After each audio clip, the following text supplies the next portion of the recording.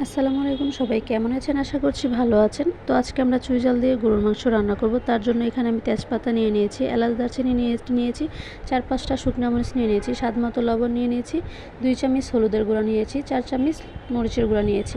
এখানে আমি 4-5টা পেঁয়াজ কুচি করে নিয়েছি। এখানে আমি জিরা বাটা নিয়ে নিয়েছি পরিমাণ মতো, 3 চামচ আদা বাটা নিয়েছি, 4 চামচ রসুন বাটা নিয়েছি।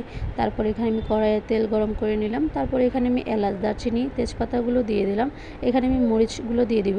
মরিচগুলো দেওয়া হয়ে গেলে এখানে আমি পেঁয়াজ কুচি করে রেখেছিলাম, সেই পেঁয়াজ কুচিগুলো দিয়ে দিব। তারপরে আমার পেঁয়াজ কুচিটা ভাজা হয়ে গেলে এখানে আমি অল্প একটু পানি দিয়ে নিয়েছিলাম।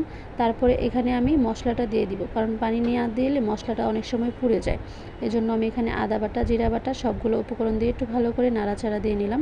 এখানে আমি 1 কেজি পরিমাণের মতো গরুর মাংস নিয়েছিলাম, 4টা আলু নিয়েছিলাম।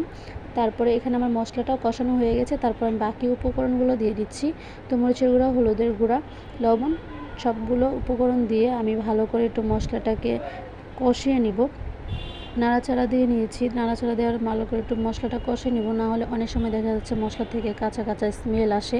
যেন সেই স্মেলটা না আসে এজন্য মশলাটা কষে নিলাম। অনেকে ভাবে আবার তেল অনেক বেশি দিয়ে ফেলে, তার জন্য মনে হয় খাবার অনেক টেস্ট হয়। আসলে না, খাবার অনেকের হাতের রান্নার উপর ডিপেন্ড করে।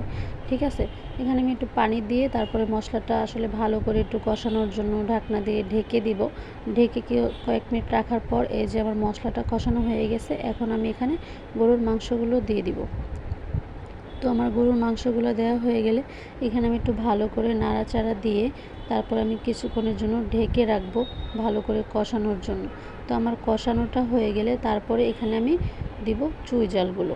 ঠিক আছে, তো এই যে দেখেন আমার মাংসটা কিন্তু কষানো হয়ে গেছে। এখন আমি এখানে চুই ঝাল টুকরা করে রেখেছিলাম, সেই চুই ঝালের টুকরাগুলো দিয়ে দিয়েছি। তো চুই ঝালের টুকরাগুলো দিয়ে আর কিছুক্ষণ একটু কষায় রাখে তারপরে এখানে আমি ভেজে রেখেছিলাম আলু 4-5টা, সেই আলুগুলো দিয়ে দিছি। আলুগুলো দিয়ে আবার অল্প কিছুক্ষণের জন্য কষাইছিলাম। তারপর এখানে আমি আমার পরিমাণ মতো সিদ্ধ হওয়ার জন্য পানি দিলাম। পানি দিয়ে তারপরে নামানোর আগে আমি 4-5টা কাঁচামরিচ দিয়েছিলাম যেন স্মেলটা ভালো আসে। এই হলো আমার গরুর মাংসের ফাইনাল লুক। অবশ্যই ভালো লাগলে সবাই লাইক, কমেন্ট, শেয়ার করবেন। ধন্যবাদ।